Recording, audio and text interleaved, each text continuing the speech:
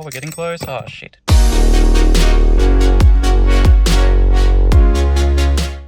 Hello and welcome to Keeping the Drive. It is another hot stinking day at 33 degrees Celsius. I don't know what that is in freedom units, but hot. It's also very humid too, which is fun. You may remember from the last RX-7 video that the horn doesn't work.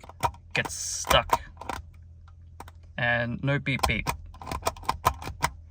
We also have a RX-7’s steering wheel, which I think we can swap out for a better one. What we're doing today is hopefully fixing the horn button by swapping it out for a new one and putting in a new steering wheel as well. We're going to find out if the horn not working was just because of the horn button or if there's also some sort of a wiring issue as well. Let's get into it. First step is going to be to take the horn button out. And luckily we don't need any tools for that. It's actually pretty easy. All you have to do is just grab it and yank it. Bam, and the dirt is gone. We don't know if there's something wrong with the actual button, like inside electronically, or what the deal is, but we're gonna find out.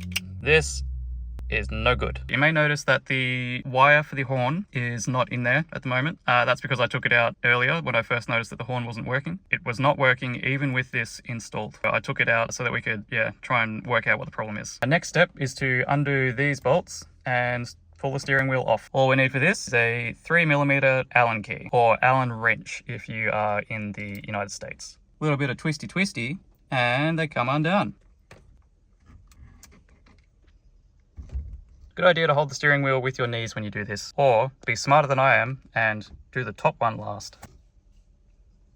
Yay, we win. See ya. To reinstall this thing, we need to pull this off so that we can get to the plug that's in there somewhere.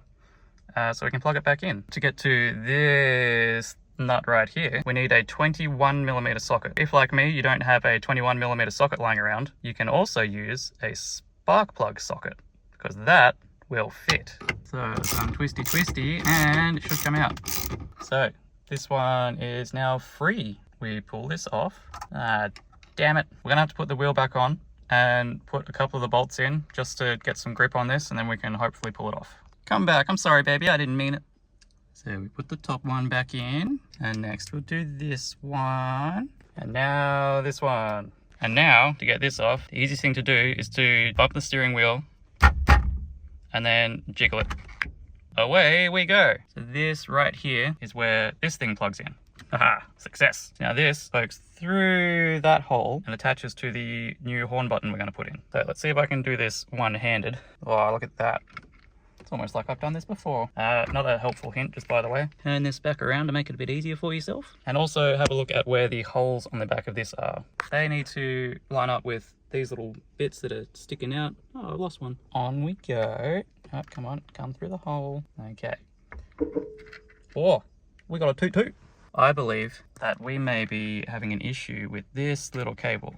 I don't know if you can see it. Right there, we have a little bit of exposed wire. And I believe if I touch that to some metal, our horn goes off. So let's get some electrical tape and tape that up. And then hopefully it'll just work again when we plug the new horn in. Now, I don't know if I'll be able to film this one-handed while I do it, but this electrical tape is going to get wrapped around this bit right here. Now we use the handy machete to cut the tape. Amazing. Now with one hand, I try and get that cable through this hole and line up this hole with this bit that sticks out and that purple stubby bit with one of those two holes either side of the big one there. You go through the hole. Maybe we turn this bit around a little bit more. Now that might line up. Let's see how we go. I reckon we did it just then. We got this sticking out. This feels... Oh, hang on. Stop doing that. And now we put the nut back on and secure this in there. Back on we go. Do some more twisty. We're doing a lot of twisty with this. Time for the big boy. Wait. Make sure it's gonna go the right way. Twisty, tighty. Oh, I think we are there. Okay, I think we're good. Let's take this wheel off again, leaving, of course, the hub in there. You'll never guess what we're doing now. It's more twisty. And again. Now, remember when you do the last one, brace the steering wheel with your knees so you don't lose it. Oh, we're getting close. Oh, shit. That one comes off. And we go, see ya. Again, it's time for the new one. I got this from Mitch's Garage, which is an Australian online JDM part seller. I think they have a shop front as well. but they are not near us, so we just bought online. But this has a deeper dish, which also makes it easier to see the speedo from my eye level, which is about here when driving, whereas the other one was cutting it off more, so it was a bit difficult to drive. Also, by having a deep dish, it means that there's more room between my hand and the indicator there. Shortly after I first got it, I was turning a corner and accidentally hit the indicator because it was too close to the steering wheel. Hopefully, this will make a car more enjoyable to drive. So I also got these bad boys from Ebisu Automotive. These are titanium bolts, and they are very pretty. So we're going to use these instead of the boring black ones from before. Smart thing to do is to do the top one first. Oh, that's going to look so cool with all 6 of them on there. Let's do these up. And I've saved the best bit for last. That's our new horn button. How sick is that? Now we connect this plug to one of these tabs on the back of our new horn button. Put the button in, give it a push, and see if we go toot toot. It's a handy tip for you if you're putting one of these in as well. Make sure you put the clip bit in first, so like that way.